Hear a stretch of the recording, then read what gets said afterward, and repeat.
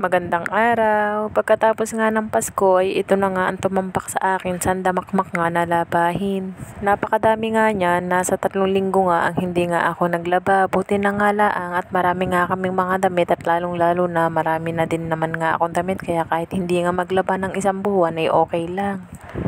Pagkatapos nga niyaan ay inuna ko nga itong mga pante. Pinaikot ko na nga siya at nilagyan ko na nga yan ng sabon. Kapag naglalaba nga ako ay inuuna ko nga na labahan itong munang mga pante at saka itong mga bra. Pinaikot ko na nga yan at nilagyan ko na nga ulit yan ng sabon. Dito naman sa bra ay gumagamit nga ako ng net. Para naman kapag nilagay ko nga siya sa washing ay hindi nga siya magbuhol-buhol. Naranasan ko na nga yan talaga na nilalagay ko yan sa washing, ang ending ay halos nasisira nga ang aking mga bra. Buti na nga lang at nakita ko nga to sa Shopee kaya ito napakatagal na nga to sa akin. Nasa 1 taon na nga ata, napakatibay pa. Dito nga ay naglagay na nga ako ng tubig sa planggana at dyan na nga lang ako magpapanlaw. At dito naman nga sa isang planggana ay maglalagay nga ako ng tubig at dyan ko na nga kukusutin yung mga pangalis nilang damit.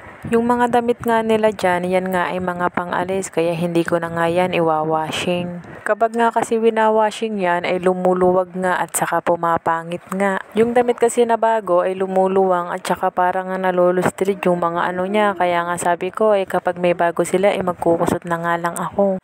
Ito namang mga pantalon niya ay tignan nyo naman napakaputik. Nung Pasko kasi ay umulan nga at ang pinuntahan nga namin ay doon nga sa aking mga mama at napakaputik nga doon kaya tignan nyo naman. Putik na putik nga yung mga pantalon niya. Nang natapos na nga ay nagbanlaw na nga ako dyan at pagkatapos nga yan ay dryer ko na nga lang yan para madali nga siya matuyo.